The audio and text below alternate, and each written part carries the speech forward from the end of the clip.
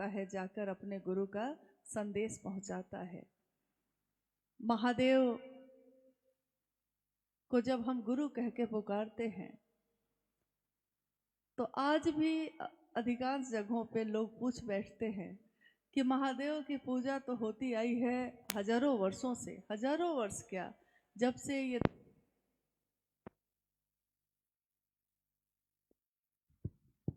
से दुनिया है, शिव की ये रचना है, शिव की ये सृष्टि है, तब से होती चली गई है। सत्ता तो एक ही है, परम सत्ता महादेव, देवों के देव महादेव, हर रूप में सर्वोच्च शिखर पे बैठे महादेव, विश्व की मूर्ति भी है और पूरे विश्व का कण कण उन्हीं में समाहित होता है। ऐसे हैं महादेव, सबको देने वाले हैं, सबके लिए परम दानी हैं और खुद निहंगी चट्टानों पे बैठे हैं। शिव के सारे स्वरूप साधुता की पराकाष्ठा का चित्रण दिखाते हैं। साधु मन होता है, साधु न हमारा शरीर होता है, न हमारे कपड़े होते हैं, न हमारे रुद्राक्ष के दाने या माला होती है। साधु तो मन होता है। वेश चाहे कुछ भी हो, लेकिन मन अगर साधु का हो तो ये उसके आचरण में, उसके लक्षण में पता चलते हैं। शिव के अनेक स्वरूपों की पूजा होती आई है, जन जन में होती आई है, हजारों वर्षों से होती आई है। दान दाता जितने भी स्वरूप हैं, दान दाता का अर्थ होता है देने वाला, जिससे हम मांग सकते हैं, जिससे हम ले सकते हैं। दान दाता स्वरूप का बहुत प्रचलन है।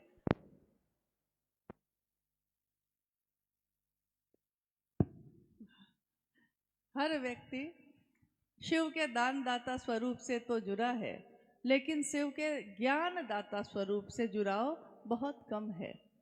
दान दाता इसका अर्थ होता है जिससे आप कुछ भी मांग सकते हैं। हर व्यक्ति ऐसा होता है कि जो कुछ न कुछ किसी से लेता है, कुछ न कुछ किसी को देता है। लेकिन एक सत्ता ऐसी है जो सब कुछ दे सकती है। एक जीव जितनी भी चाहत कर सकता है, जितनी भी उसकी कामना है, कामना उसकी खत्म हो जाएगी, लेकिन महादेव दान दाता के स्वरूप में, ऑर्डर दानी के रूप में देना बंद नहीं करते। कुछ भी, छोटी से छोटी कामना, बड़ी से बड़ी कामना, लौकिक कामना यानी संसार की कामना, पारलौकिक कामना शिव से ही मिल जाए, शिव का ही वरदान प्राप्त कर ले, शिव से ही कोई ऐसा अस्त्र ले ले, शस्त्र ले ले। तंत्र मंत्र यंत्र सबके आचार्येंद्र, आचार्य, आचार्यों के भी आचार्य, आचार्येंद्र महादेव। चाहे वो आप तंत्र के माध्यम से कोई बढ़ा है अगर, तो महातांत्रिक के रूप में भी वही हैं। कोई अगर मंत्रों का जप करके उनसे मिलना चाहता है, बहुत श्रम है इस रास्ते में, लेकिन लाखों मंत्रों के जप के बाद भी किसी से मिलता है अगर, तो वो शिव की सत्ता ही है। जहाँ जाके सबकी यात्रा समाप्त हो जाती है, जहाँ जाके सबके मन को उनकी दया का आश्रय प्राप्त होता है, महादेव की वो सत्ता। लेकिन इतनी बड़ी सत्ता से हम आप कैसे जुड़ सकते हैं? सोच के ही, कल्पना करके ही डर लगता है। कहाँ महादेव, कहाँ हम और आप। आज का दिन जो है 1 मई 2025 अंतर्राष्ट्रीय तौर पे, यानी पूरी दुनिया में इस दिन को मजदूर दिवस के नाम से मनाया जाता है। मजदूर दिवस पे छुट्टी दी जाती है, थोड़ा आराम दिया जाता है कि हमेशा तो काम ही करते हैं। लेकिन मजदूर यहाँ कौन नहीं है? देखिए, महादेव की रचना में कौन नहीं है? सब तो है। सूरज अपनी परिधि पे चलता ही रहता है, श्रम उसका भी चलता ही रहता है, चंद्रमा का काम चलता ही रहता है, हवा अपने काम को कहाँ छोड़ती है, वैसे ही जो इंसान अपने काम को करता रहता है, वो कहते हैं कि महलों में भी अगर नींद नहीं आए और फुटपाथ पे भी दिन भर मजदूरी करके भी कोई आराम से सो जाता है। महादेव की दया हो तो क्या नहीं होता है।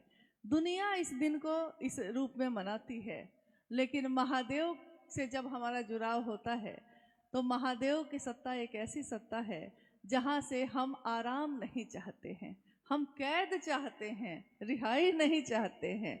महादेव हमको अपना कैदी ही बना ले, महादेव हमको अपने प्रेम में गिरफ्तार ही कर ले, लेकिन हमको छोड़े नहीं। हम उस बंधन से छूटना नहीं चाहते। महादेव से हमारा जुड़ाव,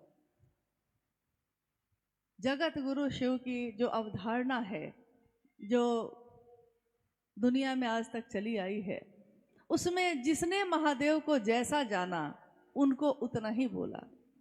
उनके अनेक रूप हैं, लेकिन जिसका जुड़ाव जैसा रहा उसने कहा कि महादेव ऐसे हैं। इस कालखंड में एक बालक जिसका जन्म हुआ 31 अक्टूबर 1948 को सिवान जिले के अमलोरी नामक ग्राम में। सिवान जिला बिहार में है, बिहार भारत में है, भारत दुनिया में है और दुनिया महादेव में है। तो महादेव की इस दुनिया में एक बालक का जन्म हुआ। उनके माता पिता ने नाम रखा हरिंद्रानंद। सन 1948 में। और आने वाले 12 वर्ष पूरे होते होते कहते हैं कि पूत के पांव पालने में ही नजर आने लगते हैं। बच्चा आगे जाके क्या करेगा, उसकी अभिरुचि, उसकी रुचि, उसके क्रियाकलाप में पता चलने लगती है। तो जहाँ छोटे छोटे बच्चे जैसे अभी भी खेल रहे हैं, कोई दौड़ता है, कोई कबड्डी खेलता है, कोई छुपा छुपाई खेलता है, कोई कैरम बोर्ड और लूडो खेलता है, उस उम्र में बालक हरिंद्रानंद क्या खेल रहे थे। उस उम्र में वो अपने साथी मित्रों को बैठाकर ये कह रहे थे कि आंख बंद करके बैठो, मैं मंत्रों का जप कर रहा हूँ और अभी सोने का जहाज मंगाऊंगा। उनके साथी बालक जो मित्र थे वो आंख बंद करके बैठ जाते और अब इंतजार करते कि सोने का जहाज कब आएगा। इस तरह से उनका वो बचपन बीत रहा था। और जीवन में जो घटना हुई, आपने उनके बारे में पढ़ा होगा, सुना होगा या किसी ने बताया होगा। 12 साल की उम्र में 13वां वर्ष शुरू हुआ और शमशान साधना के प्रति उनका आकर्षण ऐसा जगा। घटना ये हुई थी कि उनके पिता के यहाँ एक शिक्षक आए। आपने अभी सुना, भाई अजय जी अपनी चर्चा में कह रहे थे कि साहब के पिताजी उस समय शिक्षा विभाग के डायरेक्टर के रूप में कार्यरत थे, पदाधिकारी थे। वो बिहार झारखंड उस समय एक ही था। इतने बड़े राज्य के इस पद पे जो थे वो, तो स्वाभाविक है कि उनके घर में पढ़ाई का माहौल था, शिक्षा का माहौल। जो शिक्षा से जुड़ा हुआ व्यक्ति होता है, अगर कोई मास्टर होता है तो उसके घर जाइएगा आप, तो आप देखिएगा कि हमेशा वो अपने बच्चों को पढ़ने के लिए ही प्रेरित करते रहते हैं। अगर नहीं करेंगे तो लोग कहेंगे कि मास्टर साहब का अपना बच्चा तो पढ़ता नहीं है, हम लोग को पढ़ाते हैं। तो साहब के पिताजी पदाधिकारी थे, उन्होंने अपने बच्चे को, अपने बड़े बेटे को, जिसको वो प्यार से बरकू कह के पुकारते थे, कहा कि पढ़िए और लिखिए, बड़े पदाधिकारी बनिए। दुनिया के लोगों में बड़ा बनना मतलब क्या होता है? अगर आप किसी माता पिता से पूछिए तो बड़ा बनना मतलब वो कहेगा कि बेटा इंजीनियर बन जाता तो अच्छा था, बेटा डॉक्टर बन जाता तो अच्छा था, बेटी जज बन जाती अच्छा था। नहीं, ज़्यादा से ज़्यादा आप क्या बनाना चाहते हैं? बहुत बड़ा बिजनेसमैन बन जाता तो अच्छा था। यही तो, यहाँ जाके तो हमारी जो इच्छा शक्ति है वो खत्म हो जाती है। इससे बड़ा हम क्या बनाना चाहते हैं किसी को? कोई नहीं कहता कि हम उसको सही इंसान बनाना चाहते हैं। कोई नहीं कहता ये कि ये जाति, ये धर्म, ये संप्रदाय, वर्ण, इस चीज़ों से वो ऊपर कुछ सोचे हम ऐसा बनाना चाहते हैं। नहीं, कि इंसान की औलाद है इंसान बनेगा, कोई नहीं चाहता।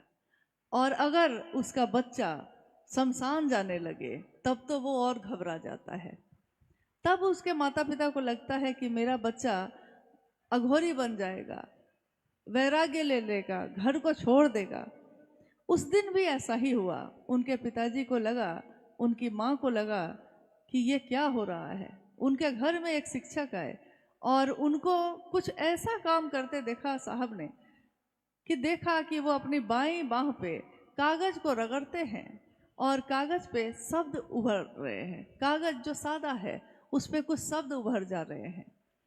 उन्होंने पूछा कि ये क्या है। बाद में पता चला कि वो शिक्षक जो है इन्हीं को पढ़ाने के लिए बुलाए गए हैं और घर में ही रहेंगे।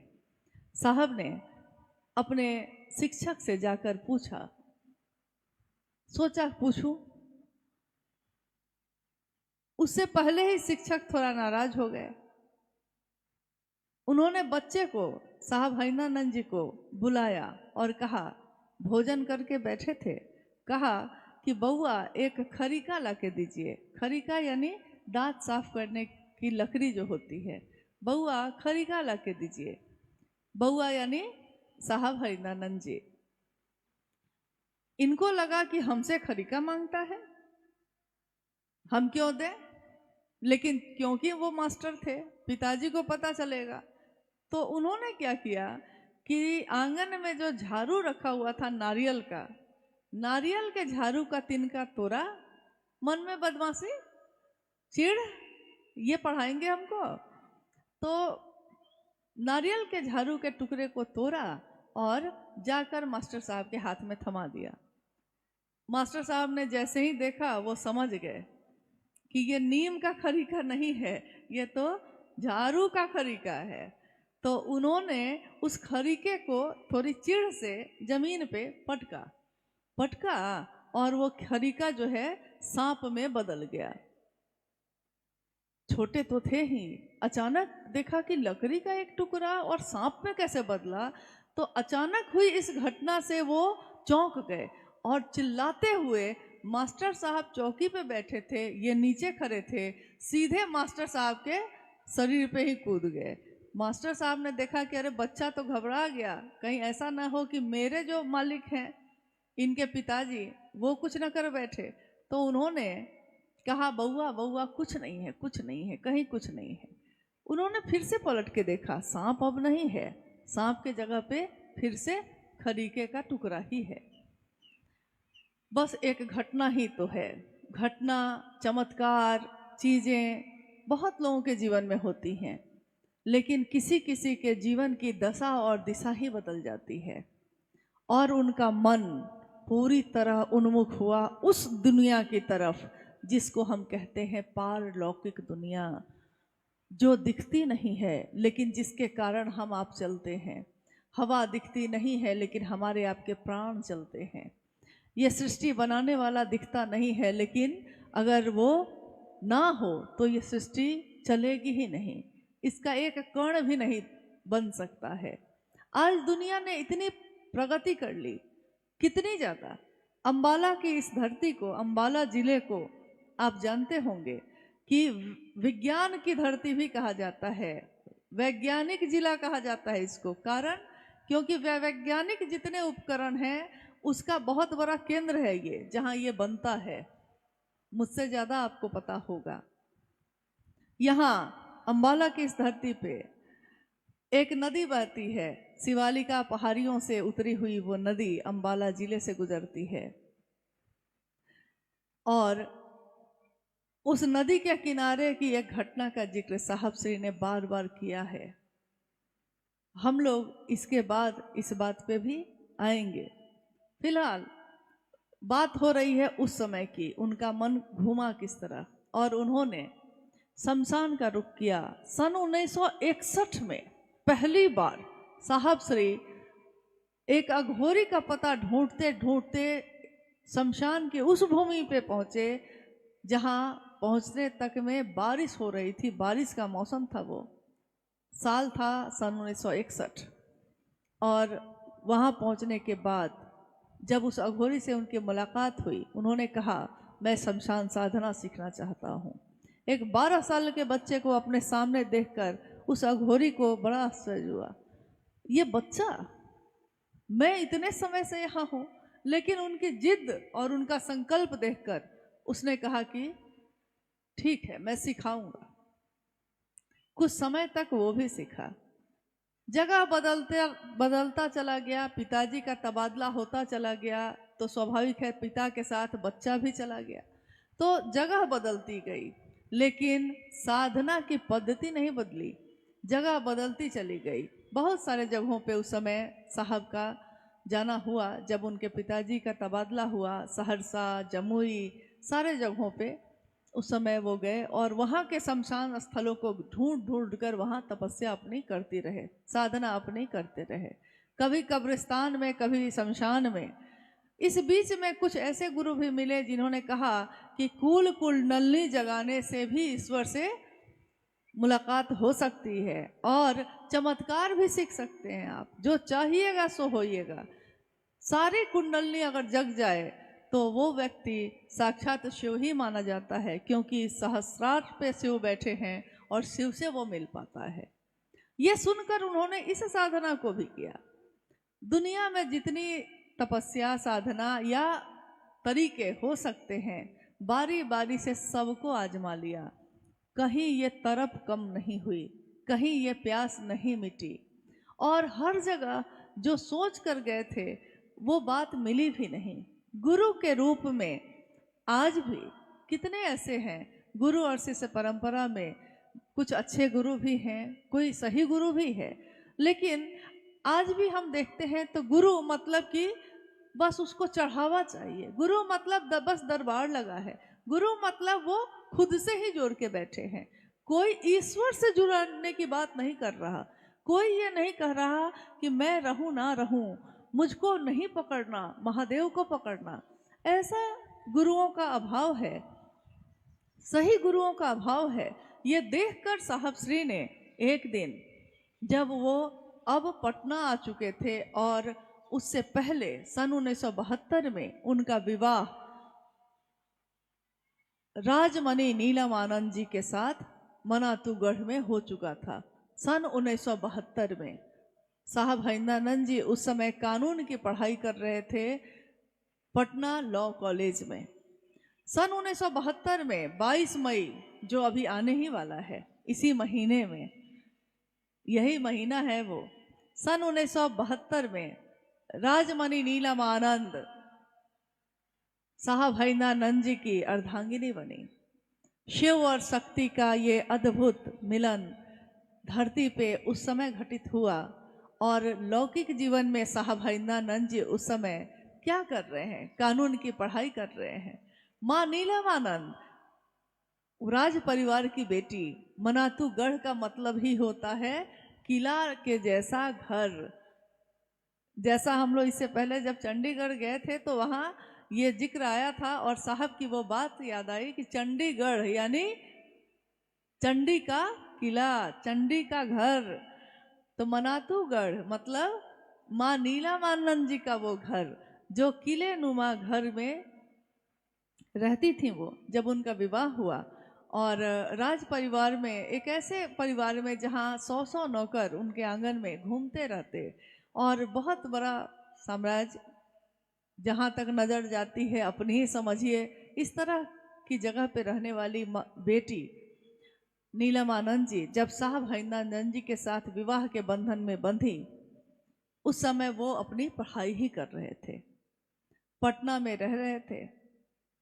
स्वाभाविक है जब वो पढ़ाई कर रहे थे तो माँ नीलम आनंद का कभी वक्त मनातूगढ़ में बीतता और कभी अपने ससुराल, जो उस समय साहब के पिताजी माँ जहाँ रहते थे वहाँ बीतता। जीवन चल रहा था। सन 1974 में, क्योंकि उनको आदत थी शमशान जाने की, तो पटना के आसपास में कभी कभी किसी शमशान में गए, लेकिन अक्सर वो आरा जिला जो पटना के बगल में है, वहाँ गांगी शमशान है। गांगी शमशान की उस भूमि में प्रतिदिन दिन में लॉ कॉलेज की पढ़ाई और शाम की ट्रेन पकड़ के वो पहुंचते थे आरा। रात भर शमशान की साधना, फिर लौटते सुबह में पटना और फिर जाते कॉलेज। आज भी सोचकर या कल्पना करके यह सच होता है कि जिसके जीवन का प्रतिदिन का यही अभ्यास हो, वो सोता कब था, वो खाते कब थे, वो पढ़ते कब थे। लेकिन एक तरफ ये चल रहा था और एक तरफ लगातार शिक्षा में भी अच्छे नंबरों से वो पास कर रहे थे। और 1 नवंबर का महीना और अर्धरात्रि का समय, आरा के गांगी शमशान में बैठे साहब हरिनानंद जी के मन में, उस समय उनके मन ने अपने जीवन को मुड़कर देखा। आज तक का जो मेरा जीवन है, मैंने क्या हासिल किया, मैंने क्या पाया। हर जगह सही गुरु को ढूंढा, कहीं कोई नहीं मिला। कहाँ है जो सही होता है, जो गुरु होता है सचमुच में। और उसी समय उनके मन में ये पंक्ति गूंजी कि गुरुर ब्रह्मा गुरुर विष्णु गुरुर देवो महेश्वर गुरु साक्षात पर ब्रह्म तस्मै श्री गुरुवे नमः। अक्सर लोग इस श्लोक का अर्थ समझते हैं कि गुरु मतलब ब्रह्मा भी होते हैं, गुरु विष्णु भी होते हैं, गुरु महेश भी होते हैं। लेकिन साहब श्री ने कहा कि नहीं, इस श्लोक का ये अर्थ नहीं होता। गुरु जिसमें ब्रह्मानी शक्ति होती है, ब्रह्मानी शक्ति का अर्थ होता है जो उत्पत्ति कर सकता है, पैदा कर सकता है। वैष्णवी शक्ति होती है जो स्थिति में जीवन को चला सकता है। रुद्रानी शक्ति होती है जो जीवन का लय करता है। गुरु में ही ये सारी शक्तियां निहित होती हैं।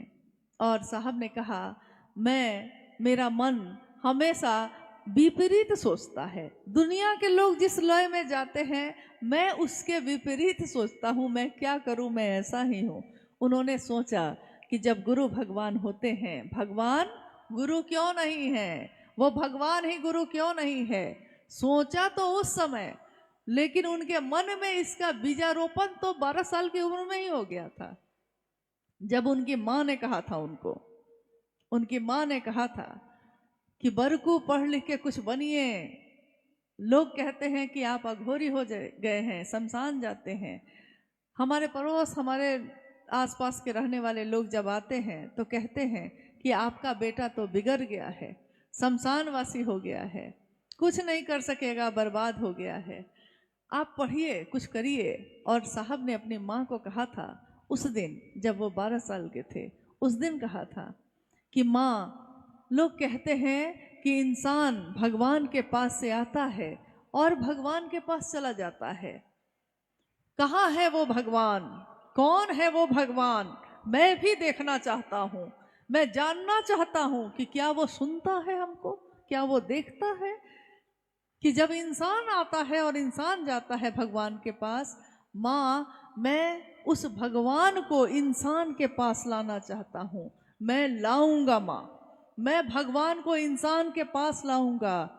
12 साल की उम्र में उन्होंने अपनी माँ से कहा था। और सन 1974 के उस अर्धरात्रि में यही घटना उस समय घटित हुई, जब उन्होंने कहा कि गुरु भगवान होते हैं तो भगवान गुरु क्यों नहीं है। और भगवान मतलब शिव, देवों के देव मतलब महादेव, तो भगवान मतलब शिव। तो उन्होंने शिव को ही अपना गुरु बना लिया। लौटे, माँ नीलम आनंद जी को पत्र लिखा, कहा, नीलम, मैंने शिव को अपना गुरु बना लिया है, तुम भी शिव को अपना गुरु बना लो। अद्भुत सी बात है कि बहुत मिलती जुलती बात है कि जब हम आदि गुरु शिव की बात करते हैं तो आदि गुरु शिव, तो आदि शिष्या भी होगी कोई। जब कोई गुरु होगा तो पहला शिष्य कोई तो होगा। तो देखिए वहां भी क्या चला आ रहा है कि आदि गुरु शिव की प्रथम शिष्या माँ भवानी ही है, स्वयं उनकी शक्ति। यहाँ धरती पे इस कालखंड में देखिए क्या हुआ। घटनाएं तो घटी, लेकिन हुआ क्या, जिस दिन शिव के शिष्य साहब हरिंद्रानंद जी ने शिव को अपना गुरु बनाया और उन्होंने सबसे पहले ये बात माँ नीलमानंद जी को पत्र लिख के कहा कि मैंने शिव को गुरु बनाया है, तुम भी बना लो। और एक तरफ शिव के शिष्य साहब हरिंद्रानंद जी और एक तरफ शिव शिष्या नीलमानंद जी। सिलसिला बढ़ता चला गया है। घटनाएं इतनी हैं कि एक कार्यक्रम में नहीं कहा जा सकता। अपने मन को खोजी बनाइए, पता कीजिए उसके बारे में जिसने हमारे आपके जीवन में शिव का दान किया है, साहब हरिंद्रानंद जी, माँ नीलमानंद जी के बारे में। साहब हरिंद्रानंद जी का जीवन आगे बढ़ा और कुछ ही दिनों में, कुछ ही महीनों में बीपीएससी की परीक्षा उत्तीर्ण कर वो बिहार प्रशासनिक पदाधिकारी बने। डिप्टी कलेक्टर के रूप में उनकी नियुक्ति हुई, पहले पाटन में बीडीओ के रूप में, फिर जब मधेपुरा वो गए तो वहाँ के मजिस्ट्रेट के रूप में उनकी नियुक्ति हुई। तब तक उनके जीवन में इतनी घटनाएं, इतने चमत्कार, इतनी चीजें घटित हो चुकी थीं कि लोगों को ये दिखाई दे रहा था कि क्या हो रहा है। पूजा घर में जो प्रसाद चढ़ते वो देखा जाता कि वो गायब हो गए हैं। बेलपत्र की बारिश होने लगती, लोग अचंभे में आ जाते, ये क्या हो रहा है, आखिर इनके घर में ऐसा क्या हो रहा है। स्वाभाविक है, जब कुछ अलौकिक किसी के घर में घटने लगे तो दुनिया में उसका प्रचार हो जाता है, अच्छी घटना का भी, बुरी घटना का भी। दोनों घटनाओं के बारे में लोग एक दूसरे से कहते कहते इसका प्रचार प्रसार कर ही देते हैं। तो लोगों को पता चल गया कि यहाँ जो मजिस्ट्रेट साहब आए हैं मधेपुरा में, ये महातांत्रिक हैं। आम जनता अब बात कर रही है, ये कौन है? अभी वो शिव के शिष्य के रूप में नहीं पहचाने जा रहे हैं। अभी उनके घर में घटने वाली घटनाओं के कारण, चमत्कारों के कारण लोग उनके बारे में बात कर रहे हैं कि ये जो मजिस्ट्रेट साहब आए हैं ये महातांत्रिक हैं। यहाँ तक कि अगर उनके घर के सामने से गुजरिएगा तो वो आदमी से भेड़ बना देते हैं। यहाँ तक बात फैल गई। शायद आपने कभी सुना होगा, हम लोग के एक पुराने गुरु भाई देवाशीष जी जो अब शरीर में नहीं है, वो पहली बार जब मधेपुरा में गए थे साहब से मिलने, सुना है आपने क्या हुआ था? घटना तो लंबी है, उतना तो अभी नहीं कहा जा सकता, लेकिन हुआ ये कि स्टेशन पे उतरने के बाद उन्होंने जब कहा रिक्शे वाले से कि रिक्शा वाला भाई जरा हमको एक जगह चलना है, पहुंचा दीजिए, तो उसने पूछा कि कहाँ जाना है, तो कहा कि कोई हरिंद्रानंद जी हैं, मजिस्ट्रेट साहब हैं यहाँ के। रिक्शा वाला जो चढ़ के बैठा था तुरंत रिक्शे से नीचे उतर गया और उसने कहा हम नहीं जाएंगे, आदमी से भेड़ बनना है हमको जो उनके यहाँ जाएंगे। सोचिए क्या समझा लोगों ने, क्या समझ सका कि कौन है ये? नहीं समझ सका। दुनिया चीजों को दूर से जब देखती है तो उसको लगता है महादेव भी ऐसे ही होंगे, डरता है, कोई भयभीत होता है, प्रेम भी करता है, भय भी करता है। साहब के जीवन में इसी तरह बातें हो तो रही और कुछ लोग ऐसे हुए जिनको उन्होंने कहा महादेव को गुरु बनाओ। लोगों ने महादेव को गुरु बनाया। उनके घर में शिव की चर्चा सन 1982 से शुरू हो गई। अब वो चर्चा फिर वही तरीका फिर शुरू हुआ। महादेव की चर्चा शुरू की है साहब ने। 5 आदमी, 10 आदमी, 15 आदमी, ज़्यादा से ज़्यादा हैं उस समय, इतने लोग भी नहीं जो हम लोग हैं, 5, 10, 15 लोग। लेकिन शिव की चर्चा शुरू हुई है, शिव की चर्चा, शिव की बात।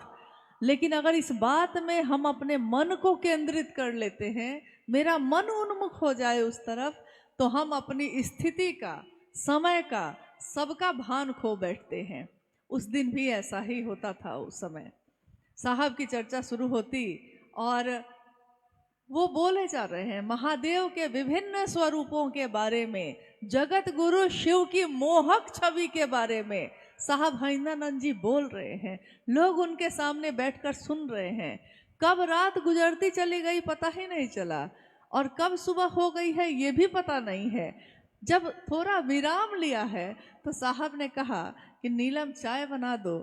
माँ ने कहा पहले मुंह तो धो लीजिए, सुबह हो गई। कैसे समय बीतता है। क्योंकि साहब ने कहा कि कभी ये अभ्यास तो लोगों के लिए था। शादी हुई थी, रात भर पत्नी से इतनी बात की कि रात कब बीत गई पता नहीं चला। जिससे प्रेम होता है, जो प्रिय होता है, उसके साथ अगर बैठते हैं हम लोग तो कब समय गुजर गया पता भी नहीं चलता है। लेकिन जो हृदय को प्रिय नहीं होता उसके साथ तो 1 मिनट गुजारना भी पहाड़ जैसा लगता है। लेकिन जो प्रिय होता है उसके साथ ये स्थान, काल, पात्र, ये सारी घटनाएं गुजरती चली जाती हैं, लेकिन हमारा मन थकता नहीं है, हमारा मन उससे उबता नहीं है, मन को अच्छा लगता है। शिव की चर्चा अहरनिश बढ़ती चली गई, लोग शिव के शिष्य बनते चले गए। सन 1986 में जब आकाशवाणी हुई जिसमें उनको कहा गया कि तुम जो करते हो दूसरों को करने के लिए कहो, और उससे कुछ वर्ष पहले ही जब उन्होंने शिव को गुरु बनाया था 1974 में, सन 1975 में तुर्की एक जगह है, प्रखंड है एक, मुजफ्फरपुर जिला का। जैसे ये जो गुरु भाई अभी आए थे, आरा के थे, तो उन्होंने कहा कि मेरा सौभाग्य है कि मैं उस धरती से आता हूँ। सही में ये भी बात है, मन गौरवान्वित होता है उस जगह से जोड़कर अपने आप को कि कभी मेरे साहब, ठीक है मैं उस समय नहीं था, लेकिन मेरे साहब उस जगह पे बैठकर शिव को अपना गुरु बनाए थे। ये सोच के ही मन प्रफुल्लित होता है। मेरा भी स्थान जो है मुजफ्फरपुर जिले का है, तो मुजफ्फरपुर से मेरा जुड़ाव मेरे मन को भी गौरवान्वित करता है कि मेरे साहब, जब मुझको दूर दूर तक खबर भी नहीं थी, मेरा तो जन्म तक नहीं हुआ था उस समय, सन 1975 में साहब श्री ने तुर्की के शिक्षक लोगों की जो ट्रेनिंग चलती है, टीचर ट्रेनिंग कॉलेज, उसके अहाते में आम के पेड़ के नीचे बैठे, शाम की बेला है, शांत है सब कुछ, उनकी माँ आंगन में है। अभी भी बहुत सारे गुरु भाई गुरु बहन इन सभी स्थलों पे जाते हैं और देखते हैं कहाँ हुई थी ये घटना, ढूंढते हैं उस चीज़ को। तो वहाँ वो बैठे हैं, पान खाने की आदत हो गई थी, शादी हुई थी जहाँ, वहाँ के लोगों को पान खाने की आदत थी मनातू में। धीरे धीरे साहब को भी पान खाने का अभ्यास हो गया, तो तुर्की के चौक पे वो पान खाने गए, लौटे, कुर्सी खींचकर बैठे हैं। कहा उन्होंने कि कहीं कुछ भी नहीं था, और हवा चल रही है, हवा के झोंके के साथ मेरे मन ने सुना, मेरे कानों ने नहीं, कान सुनते हैं, मेरे मन ने सुना, हवा के झोंके के साथ नमः मेरे सांसों से उतरा है, चढ़ा है सांसों पे और सिवाय उतर गया है। हवा के झोंके के साथ नमः मेरी सांसों पे चढ़ा है और सिवाय उतर गया है, कहीं कुछ भी नहीं है। अचानक हुई इस अलौकिक घटना ने मुझको स्तब्ध कर दिया। साहब श्री कह रहे हैं, स्तब्ध कर दिया, मैं मूक हो गया, ये क्या हुआ है। और जब घबरा कर अकबका कर खड़ा हुआ, हाथ से चाबी छूटकर गिर गई। लेकिन उस तरफ मेरा ध्यान नहीं है, मेरा ध्यान तो इस पे है कि हुआ क्या अभी, और जो घटना हुई थी अभी अभी उसने मेरे मुख से कहवाया। मैंने कहा, बोल उठा मैं, अरे रे रे रे रे रे रे एकरे तक खोजत रहनी। उन्होंने कहा कि जब आदमी के जीवन में, जहाँ उसका जन्म होता है, जहाँ की उसकी बोली होती है, आदमी के जीवन में कुछ अचानक कुछ सुखद हो या अचानक कुछ दुखद हो, अचानक अगर तीव्र एहसास किसी चीज का होता है तो वो अपनी असली जबान पे आ जाता है, अपनी असली भाषा पे आ जाता है। जैसे एक व्यक्ति इंग्लैंड गया, रहने वाला था यहाँ का, इंग्लैंड गया, देखा कि सब अंग्रेजी में बात कर रहे हैं, तो वो धीरे धीरे अंग्रेजी में बात करने लगा। इतना बात करने लगा अंग्रेजी में कि वो भूल गया, अपनी भाषा को भी भूल गया। साहब ने कहा कि मेरे जिला का एक आदमी था जो ऐसे गया तो इतना अंग्रेजी बोला कि भाषा ही भूल गया। एक दिन उतर रहा था सीढ़ी से और ऊपर से ही पैर फिसल गया। अंग्रेजों के साथ रहते रहते पूरा अंग्रेज हो गया था, सूट वूट कोट पैंट और भाषा अंग्रेजी पूरी, अमेरिकन इंग्लैंड वाली, तो पूरी तरह अंग्रेज था। लेकिन उस दिन जब सीढ़ी पर से फिसला और गिरा जोर से नीचे, तो बोला कि माई गे माई। इतना जोर से बोला कि सारे अंग्रेज देखने लगे कि ये कौन सी भाषा है जो इसने अभी बोली है। साहब ने कहा यही उसकी असली भाषा है जो उसने अभी बोली है। तो उस दिन भी उन्होंने कहा कि मेरा जो जीवन था चल रहा था, लेकिन उस जीवन में जब ये घटना हुई है तो मेरे मुंह से, मेरी जो भाषा है भोजपुरी, तो मेरे मुंह से वही निकला। मैंने कहा अरे रे रे रे रे एकरे तक खोजत रहनी। माँ ने अंदर से पूछा बउआ का भुलाइल रहे जे मिल गई। साहब ने कहा चाबी भुलाइल रहे मिल गई। उन्होंने कहा चाबी कमरे की नहीं भूली थी मेरी, वो अध्यात्म के रास्ते पे मैं जाऊंगा कैसे? उस रास्ते पे तो ताले लगे हुए थे, कहीं कोई चाबी देने वाला नहीं था, कोई बताने वाला नहीं था उस रास्ते पे। किसी ने नहीं कहा कि तुम खुद जा सकते हो उस ईश्वर के तरफ। सबने तो यही कहा था कि मैं तुमको बताऊंगा।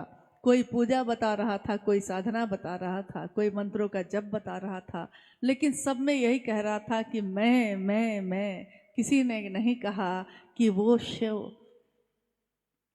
साहब को जो मिलना था उस समय मिल गया। उन्होंने अपने गुरु से यही कहा था कि साहब विधि मुझको चाहिए, आप जो देंगे वही करूँगा। विधि के साथ सांस पे चढ़ा और सांस पे उतर गया। विधि के साथ हुआ ये। और 1986 में उधर आकाशवाणी हुई। सिंहेश्वर मंदिर जो मधेपुरा में है, वहाँ प्रसाद चढ़ाने की घटना हुई, जिसमें जब वो पदाधिकारी थे, उनके साथी पदाधिकारियों ने पहले तो उनको चिढ़ाना शुरू किया हर बात पे। जैसे ही वो अपने कार्यालय में जाते थे, लोग कहते थे, पदाधिकारी लोग कहते थे, क्या हरिंद्रानंद जी, महादेव का क्या हाल है?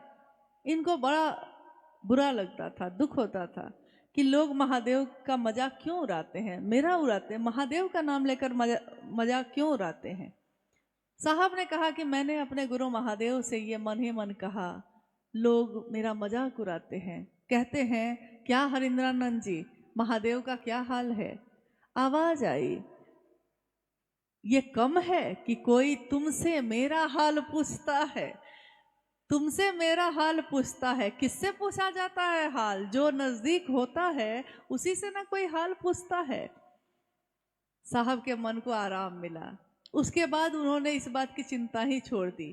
कहा कि चाहे वो आपको चिढ़ाने के लिए ही सही, हो सकता है आप पे व्यंग करने के लिए ही सही, लेकिन नाम तो उसने महादेव का ही लिया है।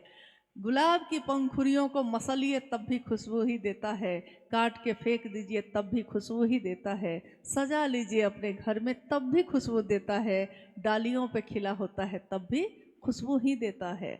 महादेव का नाम कोई गलती से भी लेता है, परिणाम तो सुखद ही होते हैं, परिणाम हमेशा अच्छे होते हैं। इसलिए इस बात की चिंता साहब ने कहा कि कभी मत करिएगा कि लोग मजाक उड़ाते हैं। मजाक उड़ाने की बात तो है तो कुछ तो लोग कहेंगे, लोगों का काम है कहना, छोड़ो बेकार की बातों को, कहीं बीत न जाए रहना। कुछ तो लोग कहते ही हैं, अच्छा पहनिए तो कहते हैं, अच्छा जीवन जीना सीख लीजिए तब कहते हैं।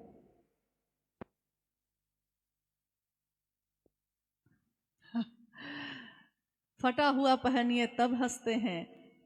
जीना मुश्किल है, कौन किस बात पे क्या कहेगा, बड़ा मुश्किल है। कुछ अच्छा कहते हैं, कुछ बुरा कहते हैं। लोगों की बात पे जाइएगा तो जी नहीं पाइएगा। साहब ने कहा इस बात की परवाह मत करना कभी कि लोग क्या कहते हैं। मैंने जो तुमको कहा है, मैंने जो सबको कहा है, किसी पे विश्वास करना ना करना, एक दिन हो सकता है मुझ पे भी विश्वास ना हो, मत करना, लेकिन मैंने जो कहा है मेरी बात पे विश्वास करना। और मैं शिवशिष का अपना रूप जो वो दिखा रहे हैं, मैं शिव का शिष्य हरिंद्रानंद ये कहता हूँ कि शिव को प्रणाम करने से ही कृतज्ञता ज्ञापित होती है। शिव की चर्चा करने से ही साधना या उपासना की सारी पद्धतियाँ पीछे छूट जाती हैं। शिव की चर्चा ध्यान की अनुपम विधा है। मैं शिव का शिष्य हरिनारायण ये कहता हूँ कि शिव से दया मांगना कृतज्ञता ज्ञापित करने का, भक्ति की अभिव्यक्ति का सबसे सुंदर तरीका है। सांसों पे शिव का नाम नमः चढ़ना और शिवाय का उतरना शिव शिष्यों के द्वारा किया हुआ सर्वोत्तम जप है। माला पे जप करने का प्रचलन पुराना है, बहुत समय से चला आया है। कोई तुलसी की माला पे करता है, कोई रुद्राक्ष की माला पे करता है, कोई कमल गट्टे की माला पे करता है, जिसको जो माला मिलती है उस पे करता है। लेकिन सांसों की माला पे सिमरू में शिव का नाम, सांसों की माला पे पल पल मेरी हर सांस उस शिव का नाम ले, बस शिव का नाम ले, सिमरू में शिव का नाम।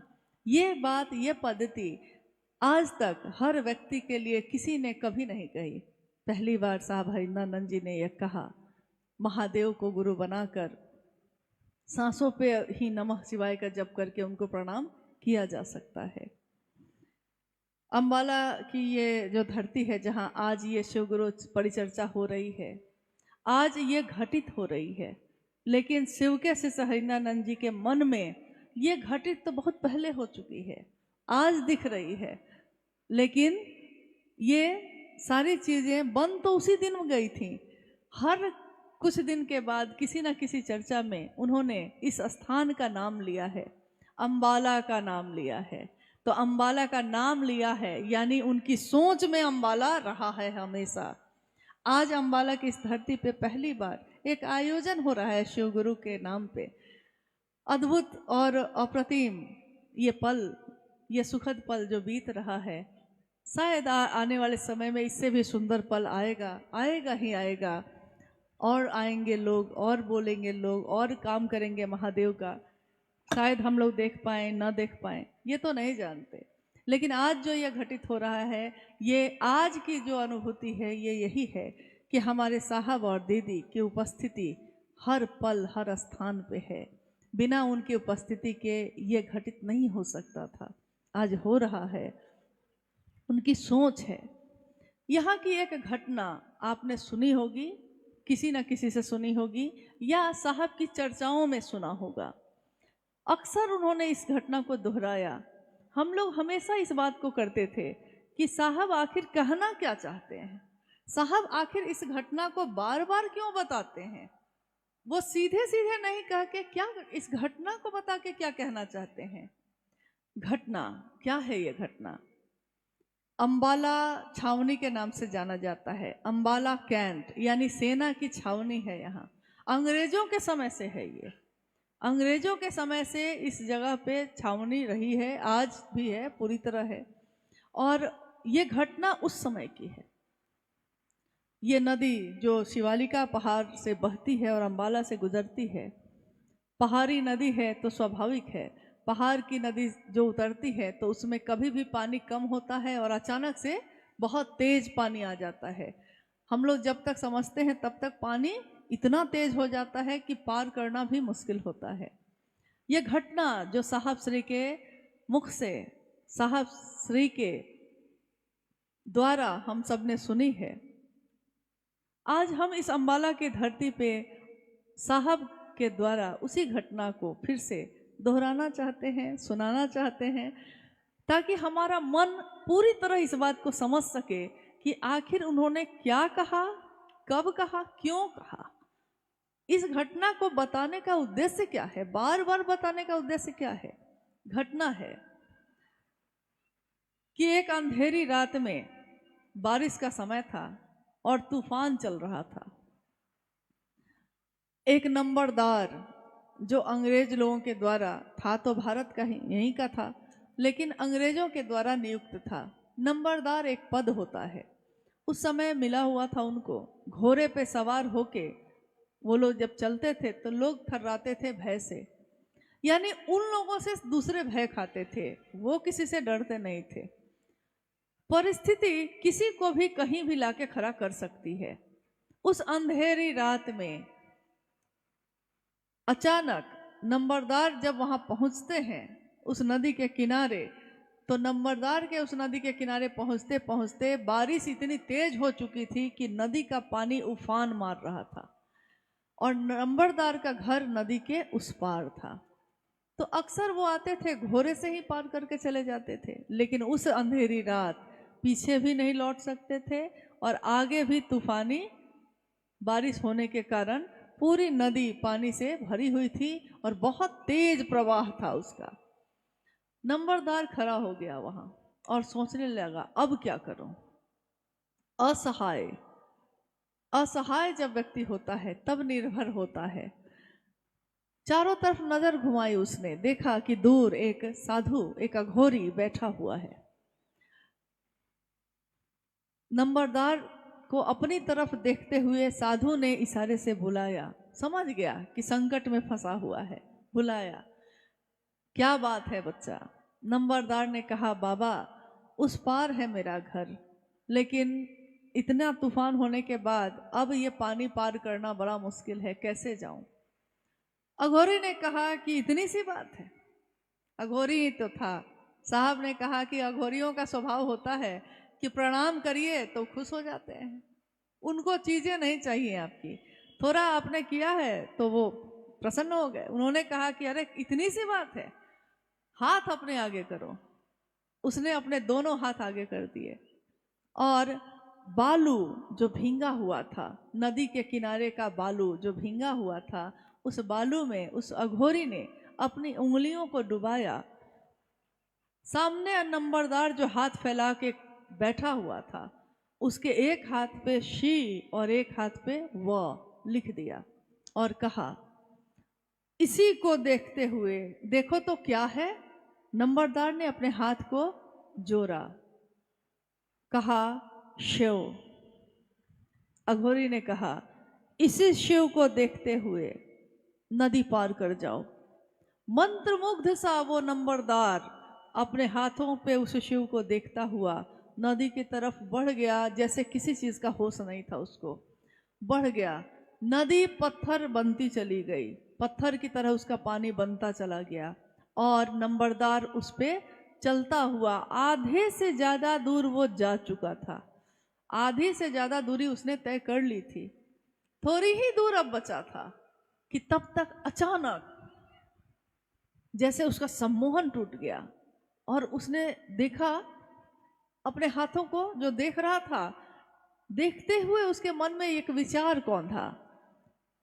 शिव यही ना जिसकी पूजा मेरी माँ करती है, मेरे पिता करते हैं, मेरी पत्नी करती है, जिनका मंदिर है मेरे गांव में, शिव यही ना। जैसे ही सोचा और वो डूबने लगा। उसको डूबता देखकर वो अघोरी जो किनारे पे बैठा है वो देख रहा है उसको।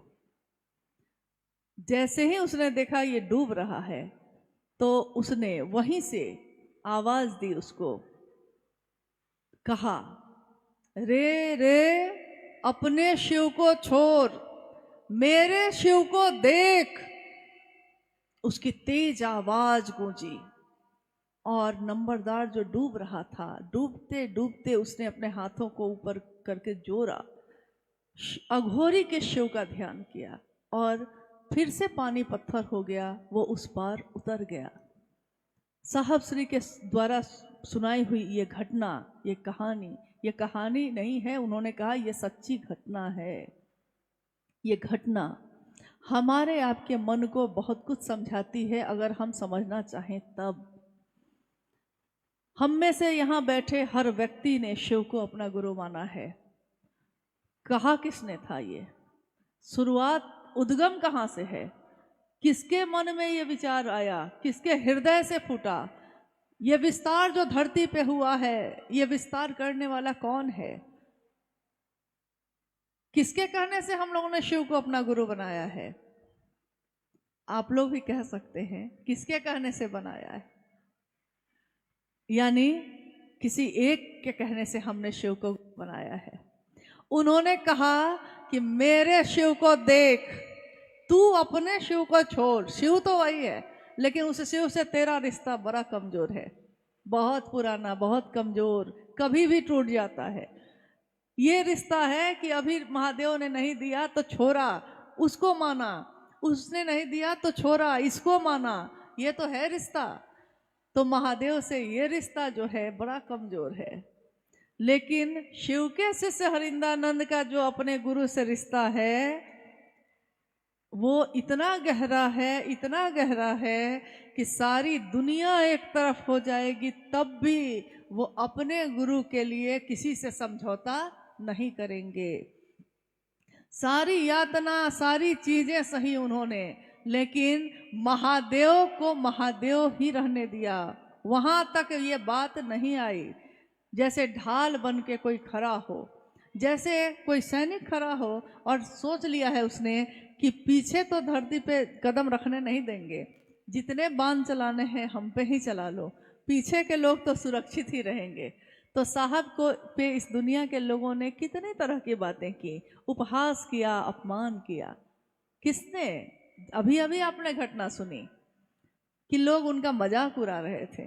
अभी अभी आपने सुना उनके माता पिता को जब ये लगने लगा तो उनको अपने बेटे से भी दिक्कत हो गई। स्वाभाविक है, चिंता में दिक्कत हुई, लेकिन चिंता में ही तो बहुत कुछ बोल देते हैं हम। अपनों की चिंता में बहुत कुछ बोल देते हैं। कहाँ समझ पाते हैं कि शिव भी अगर शरीर में उतरेंगे तो हम कहाँ समझ पाते हैं, हम कहाँ जान पाते हैं कि कौन हमारे बीच आया है और किससे हमारी अभी अभी मुलाकात हुई है। आप तो नहीं जान सकिएगा, इन आंखों से तो नहीं देख सकिएगा। अपने शिव को छोड़ मेरे शिव को देख।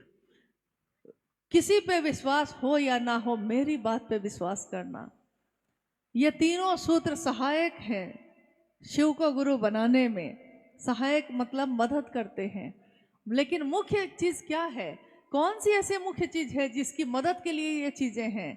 हमेशा उन्होंने ये कहा भी और शिष्यानुभूति में लिखा भी है कि आपका अस्थाई शिष्य भाव होना ही अनिवार्य है। शिव की शिष्यता में एक निष्ठता और समर्पण अपने गुरु के लिए होना ही होना है। आप कहिएगा मुझको अभी विश्वास नहीं है, तो कोई दिक्कत नहीं है। गुरु के रूप में जब हम शिष्य बनते हैं उनके, तो गुरु के रूप में उस शिव के पास अविश्वास में भी जाया जा सकता है, बिना श्रद्धा के भी जा सकते हैं। संशय ही संशय हो, शंका ही शंका हो, तब भी उनके पास हम जा सकते हैं। महादेव गुरु के रूप में एक ऐसी सत्ता है जो ये नहीं कहते कि मुझ पे विश्वास है तब आओ, जो हो तुम, जैसे हो तुम। उसी रूप में जीव से शिव बनाने का संकल्प साहब श्री का रहा, लोगों को शिव की तरफ भेजने का रहा। शिष्यानुभूति एक छोटी सी किताब जो 1990 में लिखी गई, शायद आपके पास होगी, अगर नहीं हो तो आप मंगवा सकते हैं, मुख्यालय से मंगवा सकते हैं, गुरु भाइयों के द्वारा या गुरु बहनों के द्वारा मंगवा सकते हैं। उसको पढ़िएगा। उसमें साहब ने जो बातें लिखी हैं, अपनी अनुभूति, शिष्यानुभूति यानी शिव के शिष्य साहब हरिनंदन जी की अनुभूति उन्होंने लिखा है अपने गुरु के लिए कि अगर विश्व का मानव आपको अपना शिष्य भाव अर्पित करता है, तो गुरु के रूप में शिव को विश्व के मानव के अभ्युदय का भार लेना ही पड़ेगा। कितने समय के बाद इस पंक्ति को दोहराते समय यह प्रश्न बार बार उठने लगा कि ये पंक्ति ये बताती है कि शिष्य बोल रहा है कि गुरु को क्या करना होगा। यहां तो गुरु बताता है ना कि शिष्य को क्या करना होगा, तो शिव के शिष्य हरिनंदन जी बता रहे हैं कि शिव को क्या करना होगा। साहब ने कहा कि प्रेम अधिकार लाता है। आपका बेटा आता है स्कूल से और कहता है माँ आज के आज जूता खरीदा जाना चाहिए, जूता फट गया। आप कहते हैं अभी रुक जाओ, पैसा नहीं है, 2 दिन 4 दिन बाद खरीद देंगे। कहता है नहीं, अभी का अभी खरीदना ही होगा। प्रेम है, प्रेम में अधिकार होता है। पिता को कह देते हैं बाबूजी नहीं, आपको ये काम तो करना होगा बाबूजी। अधिकार है, प्रेम में अधिकार होता है। यानी शिव से उनका प्रेम ये अधिकार उनको देता है कि वो अपने गुरु शिव को कह रहे हैं ये कि अगर विश्व का मानव आपको अपना शिष्य भाव देगा, चाहे वो किसी जाति, किसी धर्म, किसी संप्रदाय, किसी वर्ण, पुरुष या स्त्री, अमीर या गरीब, कुरूप या सुंदर, कोई भी हो, अगर शिष्य भाव देता है, हे शिव आपको विश्व के मानव के अभ्युदय का भार लेना ही पड़ेगा। लेना ही होगा, और गुरु ने किया भी यही। आज हमारे आपके बीच ऐसे कितने लोग हैं, अलग अलग विसंगतियों के लोग, अलग वेशभूषा है, अलग भाषा है, अलग सोच है, अलग खान पान है, हर चीज तो अलग है। यहाँ तक कि एक एक जर्रा जर्रा इस धरती का और रोम रोम हमारे शरीर का, सबका एक दूसरे से अलहदा है, जुदा है, अलग है, एक जैसा नहीं है, कुछ भी एक जैसा नहीं है। तब भी विसंगतियों में संगति की स्थापना करते हैं शिव, और उस महादेव को अपना गुरु बनाने का आवाहन है साहब श्री हरिंद्रानंद जी का। शिव के शिष्यता में जुड़ने के बाद 3 सूत्रों को करने का आग्रह किया जाता है कि ये 3 सूत्र आपके हमारे मन को एकाग्र करेंगे महादेव की तरफ। हम लोग सोचते हैं कि कोई बड़ी बात तो है नहीं, ये इसमें करना ही क्या है। आते हैं, बोलते हैं साहब हरिंद्रानंद जी ने 3 सूत्र दिए हैं, दया मांगना, चर्चा करना और प्रणाम करना। ठीक है भैया, आप सभी को प्रणाम और कह के उतर जाते हैं, इसमें है ही क्या। लेकिन इसमें दुनिया की कोई चीज छूटी हुई नहीं है। हर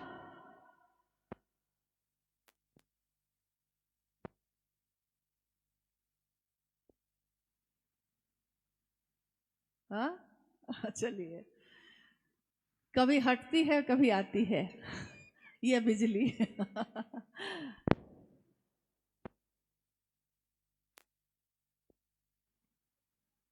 हो रहा है, क्या भाई साहब क्या हो रहा है, आपको भी नहीं ना पता। देखिए करंट क्या, ऊर्जा, ऊर्जा है ना, ये भी क्या करेगी कुछ नहीं मालूम है। ऊर्जा को संभालने का ज्ञान नहीं हो तो जिसके हाथ में होती है वो ताकत उसी हाथ को जला देती है। संभालने का ज्ञान कितना जरूरी है, हर चीज में ज्ञान कितना जरूरी है।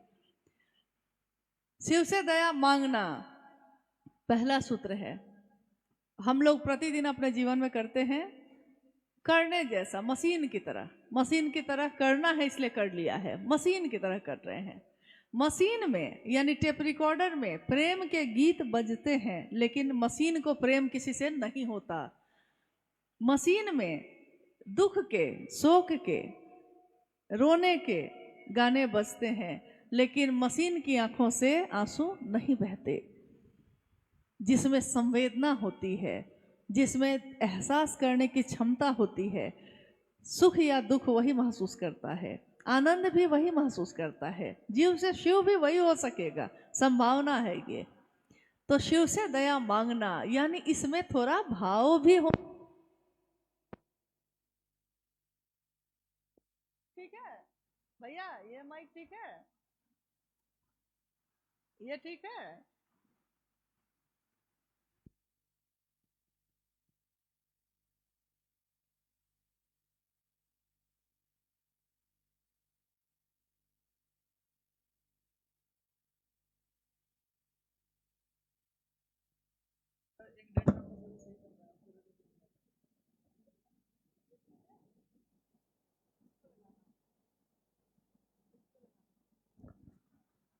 कोई बात।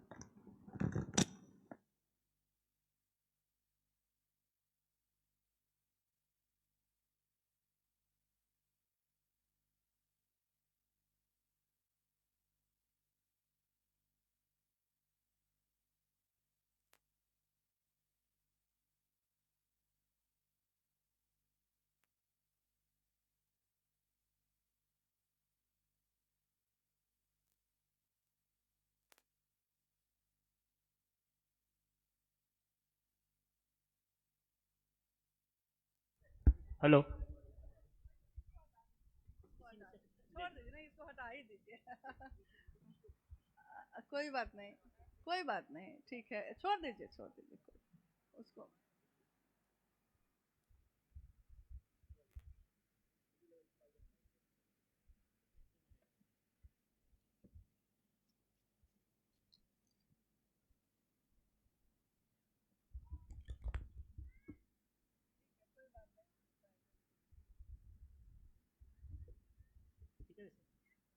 ठीक है, मत दीजिए आप वो लगता है स्टैंड हमको सुनने, मत दीजिए, छोड़ दीजिए, छोड़ दीजिए, कोई बात नहीं है। नया नया काम करने में ये सब होता रहता है, कुछ ना कुछ तो होगा ही होगा।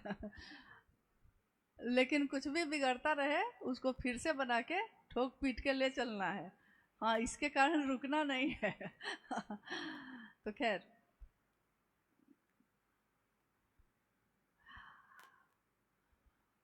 हम लोग बात कर रहे थे तीनों सूत्र के बारे में। ये तीनों सूत्र हमारे मन को, हमको गौर करना होगा, ये तीनों सूत्र हमारे मन में करना है, हमको मन को साधन बनाना है।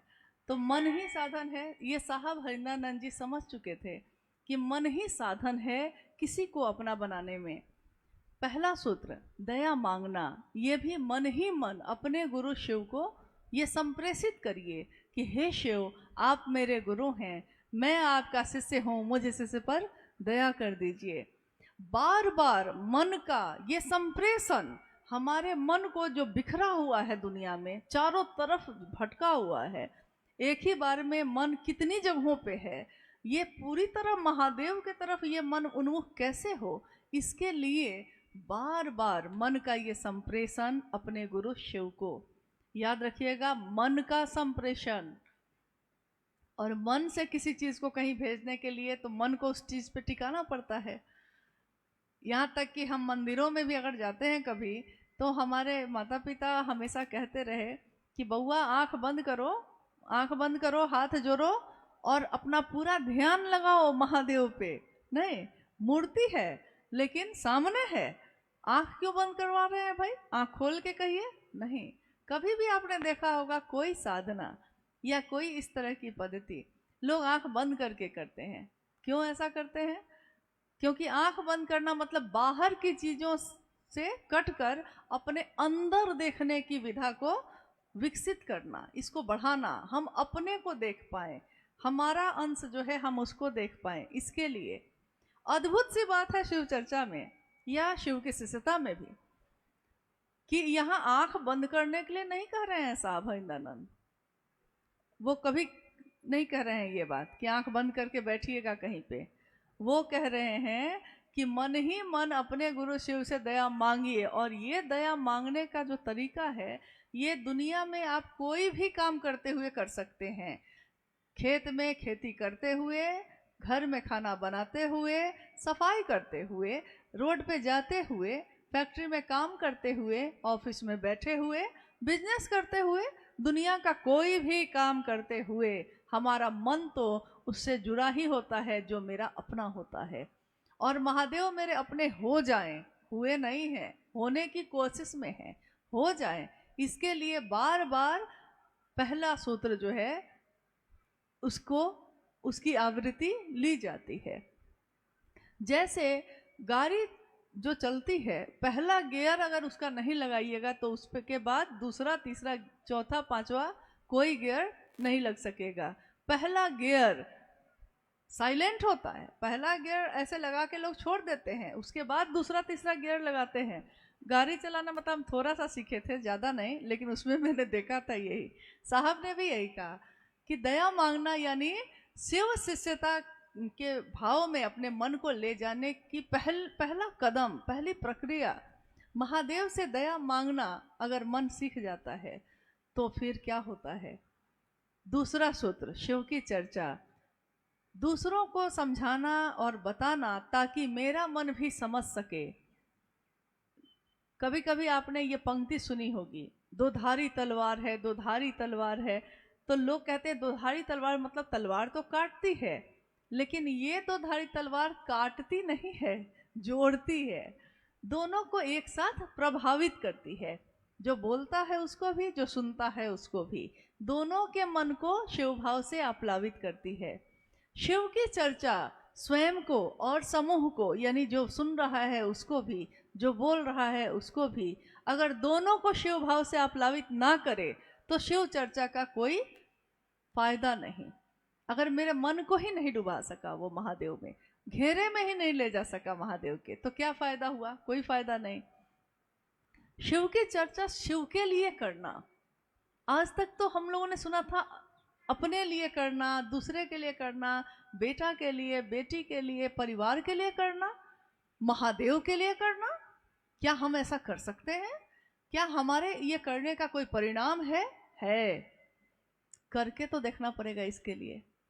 मिठाई मीठी है, खा के देखना पड़ेगा। ट्रेन मिलती है जाने के लिए, ट्रेन पकड़ना पड़ेगा इसके लिए। परिणामदायक है ये, इसके लिए करना पड़ेगा। करने पे ना दया, पहला सूत्र। हम कहते हैं महादेव दया करेंगे तब ना हम करेंगे, और साहब कहते हैं करोगे तब ना दया होगी।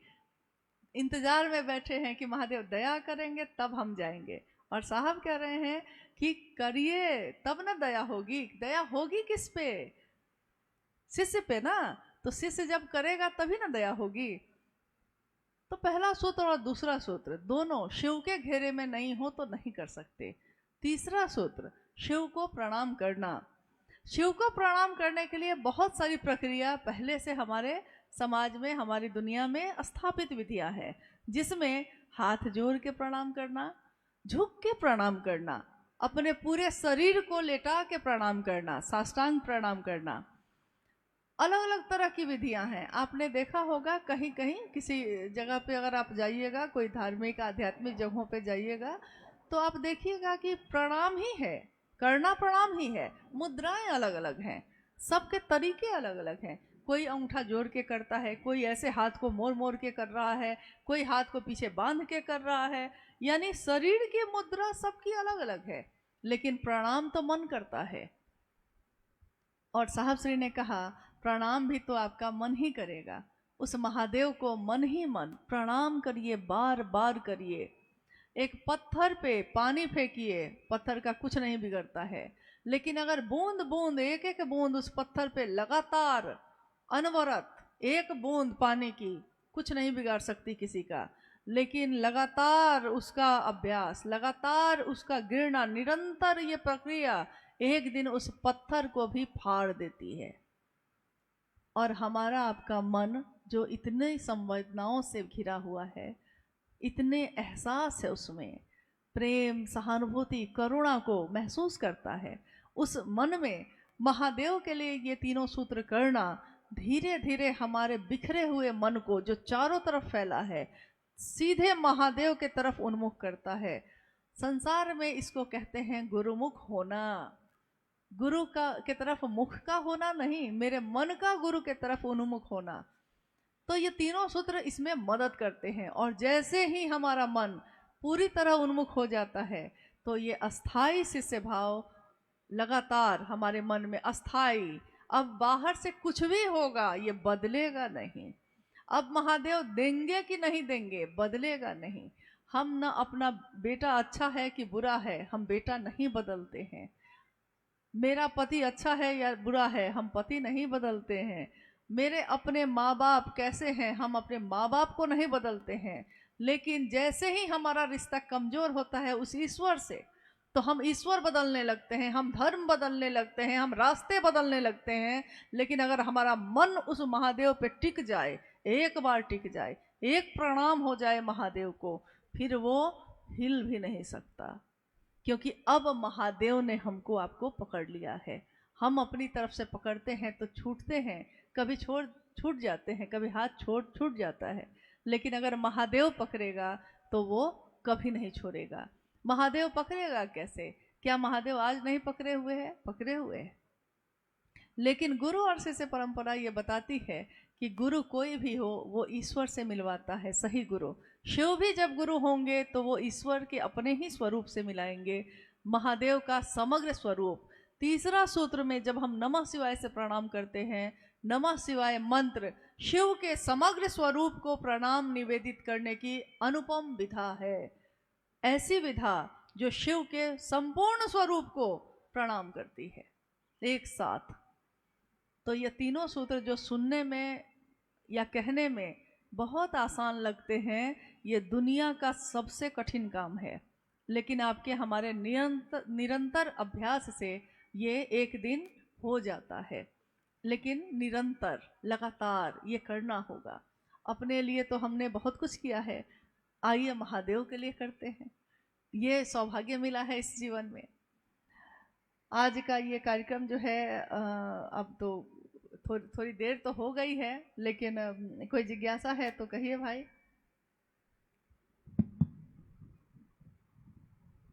अम्बाला के गुरु भाईवान ने एक जिज्ञासा दीदी रखी है। गुरु में पांचों शक्तियां का समावेश माना गया है, इच्छा, ज्ञान, क्रिया, चित्त और आनंद। इन पांचों पर विस्तार पूर्वक समझाने की कृपया की जाए। आओ चलें शिव की ओर में। इस पे एक आलेख भी है। गुरु में 5 शक्तियों का समावेश माना गया है, इच्छा, ज्ञान, क्रिया, चित्त और आनंद। इच्छा, ज्ञान और क्रिया शिव की नियामक शक्ति कही गई है। इच्छा यानी शिव ने इच्छा की है तो सृष्टि बनी है, ज्ञान दिया है तो सृष्टि चल रही है। इच्छा, ज्ञान और क्रिया से ये सारी चीज़ें हो रही हैं। ईश्वर का ये रूप माना गया है, ईश्वर की ताकत मानी गई है इसको। चित्त और आनंद, ये चित्त मतलब चेतना की बात हो रही है। चित्त मतलब हम कहते हैं मेरा चित्त नहीं कर रहा है, मतलब मेरा मन नहीं कर रहा है, तो ये इससे नहीं संपर्क है इसका। चेतना, हमारी चेतना, हमारा चित्त, जो आनंद, आनंद कहाँ मिलता है? महादेव के आश्रय में ही जाके मिलता है। आदि शंकराचार्य ने आज से सैकड़ों वर्ष पूर्व जब पूरे भारत का भ्रमण किया था, तो उन्होंने शिव के लिए जो श्लोक लिखे शिव के गुरु स्वरूप पे, उसमें चिदानंद मूर्ति लिखा है। चिदानंद यानी उन्होंने इच्छा, ज्ञान और क्रिया नहीं लिखा है, सतचित नहीं लिखा है, चिदानंद लिखा है, चित्त और आनंद। गुरु के रूप में चित्त और आनंद की मूर्ति है शिव। गुरु के रूप में वो विवेकपूर्ण दान देते हैं। ईश्वर के रूप में हमारी सारी मनोकामनाओं को पूर्ण करते हैं, बिना विवेक को ज़्यादा रखे। जो उनकी आराधना कर रहा है, तपस्या कर रहा है, उसकी मनोकामना की पूर्ति वो कर रहे हैं, लेकिन गुरु के रूप में विवेकपूर्ण दान देते हैं। जो हमारे लिए अच्छा होगा, सही होगा, गुरु वही देंगे। जो हमारे लिए हितकर नहीं होगा, गुरु वो नहीं देंगे। कोई भी, हमारा बच्चा भी अगर चाकू मांगता है, हम नहीं देते। हमको पता है कि उसका हाथ कट सकता है, बच्चे को नहीं पता। तो बच्चे के नज़र में तो हम अच्छे नहीं हुए। अच्छा तो वो होगा कि जो मांगे वो दे देंगे, जो मांगा है सो दे दिया है। तो देखिएगा कि धीरे धीरे वो समझ ही नहीं पाता है कि हमको करना क्या है। गुरु का ये स्वरूप ये बताता है। गुरु के और भी रूप माने गए हैं, सदाशिव भी, पंचानन भी, दक्षिणामूर्ति भी। शब्द से अगर पकड़ते हैं तो हम कहते हैं कि दक्षिणामूर्ति यानी दक्षिण मुख करके बैठे हुए, चूँकि इसको हिमालय उत्तर में है, इस तरह से देखा गया है। लेकिन गुरु के रूप में भी वो कण कण में हैं। उनकी करुणा का ही एक भाग है दया भाव। दया का भाव करुणा का ही भाग है, और पहला सूत्र में हम दया ही मांग रहे हैं। शिव की चर्चा जब दूसरों से करते हैं, यानी हम आपसे करते हैं, आप हमसे करते हैं, हम लोगों से के द्वारा जब किसी से होता है तो वो कुछ पूछता है, हम उसका उत्तर देते हैं। ये जिज्ञासा और उत्तर देना, ये हमारे मन में ज्ञान का प्रवेश करवाता है। कितनी बार आपने देखा होगा, हमारी आपकी अनुभूति है ये, कि हम जब किसी से बात करते हैं महादेव की, और अगर वो कोई ऐसा प्रश्न पूछता है, ऐसी जिज्ञासा पूछता है जिसका उत्तर हमको नहीं आता, और आप देखिएगा कि अचानक ही आप बोलने लगते हैं, कुछ भी कहने लगते हैं, और आप जो कहते हैं सामने वाला उसी से समझ जाता है। बाद में आप सोचते हैं कि इस प्रश्न का उत्तर तो मैंने कहीं पढ़ा नहीं था, मुझको तो आता नहीं था, फिर ये कैसे वो संतुष्ट हो गया, ये उत्तर मेरे मुंह से निकला कैसे। यानी ज्ञान जो सूक्ष्म है, सूक्ष्माति सूक्ष्म सत्ता है शिव, ज्ञान के रूप में भी वो सूक्ष्म रूप से एक मन से दूसरे मन में ये लगातार ज्ञान का संचरण हो रहा है। और महादेव को प्रणाम करने की जो विधा है वो भी पूरी तरह ज्ञान की मूर्ति को ही आप प्रणाम कर रहे हैं, महादेव को ही कर रहे हैं। पंचाक्षर मंत्र शिव का प्राण मंत्र है। शिव से ही निश्रित सारी चीजें हैं, जितनी भी चीजें हैं सब शिव से निश्रित हैं। तो स्वाभाविक है कि ज्ञान की धारा अगर वहां से नहीं निकली होगी तो दुनिया में ज्ञान हो ही नहीं सकता था। भारत देश में जहाँ हम और आप रहते हैं, इस देश में ज्ञान की कितनी धाराएं आई, अलग अलग रूप में आई। ज्ञान की धाराओं का संगम होता। साहब श्री की ये पंक्ति है जो उन्होंने आओ चले शिव की ओर में लिखा है कि भारत भूमि पे ज्ञान की इतनी धाराएं आई, ज्ञान की धाराओं का अगर संगम होता तो ये संगम कितना मोहक होता, कितना सुंदर होता। लेकिन संघर्ष है, कहीं कहीं संघर्ष अगर है यानी कि वो ज्ञान की धारा है ही नहीं। ज्ञान की धारा में संघर्ष हो ही नहीं सकता, हमारे आपके बीच में संघर्ष हो ही नहीं सकता अगर सारे लोग ज्ञान की ही बात कर रहे हैं, अगर सारे लोग विश्व मूर्ति शिव की ही बात कर रहे हैं, अगर सबके चित्त में वही आनंद मूर्ति बैठे हैं, तब तो कहीं कोई संघर्ष नहीं है। ये तो प्रेम की धारा है, मोहक है, लुभाती है, मुग्ध करती है और दूसरों को सुवासित भी करती है। और काफ़ी समय से अम्बाला की धरती पे महागुरु महादेव की ये बात चल रही है। बीच बीच में बिजली ने भी अपना कुछ कुछ काम किया है, इन्होंने भी कुछ कुछ कर ही दिया है इनकी गलती नहीं है। लेकिन बार बार साहब ने ये बात जरूर कही है कि आप धरती पे कुछ भी मांगते हैं महादेव से, स्वाभाविक है शिव का शिष्य अपनी लौकिक कामना को लेकर अगर जाएगा तो किसके पास जाएगा? कोई शिव का शिष्य होगा, कामना तो उसकी होगी ही होगी। मनुष्य है, वो परिवार में रहता है, गृहस्थ आश्रम में रहता है, घर में सुख होगा दुख होगा, किसको बोलेगा? जो अपना है उसी को तो बोलता है, जो अपना है उसी से तो मांगता है, और जो अपना है उसी को फटकार भी सुनाता है। दोनों बातें होती हैं। तो महादेव को चाहे मांगिए, चाहे प्रणाम करिए, चाहे फटकार सुनाइए, लेकिन महादेव को अपना मानना है और महादेव को अपना मानकर दूसरों को भी इस तरफ प्रेरित करना है। अम्बाला के इस कार्यक्रम में साहब दीदी की उपस्थिति में, हमारे गुरु शिव की उपस्थिति में जो आज ये संपन्न हो रहा है, मेरी कामना है अपने गुरु महादेव से, अपने साहब दीदी से, कि वो इस धरती को पूरी तरह शिवमय बनाने में लोगों की मदद करें। लोगों की मदद कर रहे हैं, वो नहीं करते तो ये हो ही नहीं सकता था। करें, और ज़्यादा करने की ज़रूरत है ताकि ये पूरा जगत शिवमय, जो सपना है साहब का शिवमय हो, ये हो सके। हमारे आपके करने से होगा। जहाँ लोग शिव के शिष्य बन गए हैं वहाँ तो हम आप सब जाते हैं, जहाँ नहीं बने हैं वहाँ जाने वाले उनकी ज़रूरत है। आप ज़रूरी नहीं है कि आप यहाँ से दूर दूर जाइए, कोई ज़रूरी नहीं है। आप कहीं भी खड़े हो जाइए और आप अपने चारों तरफ देखिए, लोग ही लोग हैं। आदमी की कमी नहीं है, बताने वाले की कमी है। कहीं से हम लोग गुजरे हैं, कहीं भी रुके हैं, महादेव की बात जिससे भी की है उसने महादेव को अपना गुरु बनाया ही बनाया है। ये क्यों होता है? जब आप महादेव से दया मांग के इस काम को करते हैं। महादेव की दया ही आपके पथ को प्रशस्त करती है, सारी बाधाओं को दूर करती है। और महादेव एक ऐसी सत्ता है जिसने आपसे हमसे कोई चढ़ावा नहीं मांगा है, कुछ भी नहीं मांगा है, दिया ही दिया है। तो सब कुछ दिया है जिसने, हम उसका नाम भी नहीं ले रहे हैं, उसके काम भी नहीं आ रहे हैं, ये तो सही बात नहीं है। उसके काम आ सकें, सबके लिए तो हमने किया ही किया है। महादेव के लिए कर सकें, उनके काम आ सकें, और महादेव के इतने काम आए, इतने महादेव के अपने हो जाएं कि कोई अगर कहता भी हो कि अरे महादेव ने दिया ही क्या, तो आपके हमारे मुंह से ये निकल सके कि उनसे एक पल में कैसे बिछड़ जाए हम, जिनसे मिलने में हमको जमाने लग गए, इतना समय लग गया, तब कहीं महादेव अपने हो सके हैं। तो अब जब अपने हो गए हैं तो पूरी तरह उनके होके बन के रह सके, उनका काम कर सके, इसी की याचना है, इसी का आग्रह है आप सभी गुरु भाई गुरु बहनों से। आप सभी के चरणों में प्रणाम है, आप सबको मेरा प्रणाम।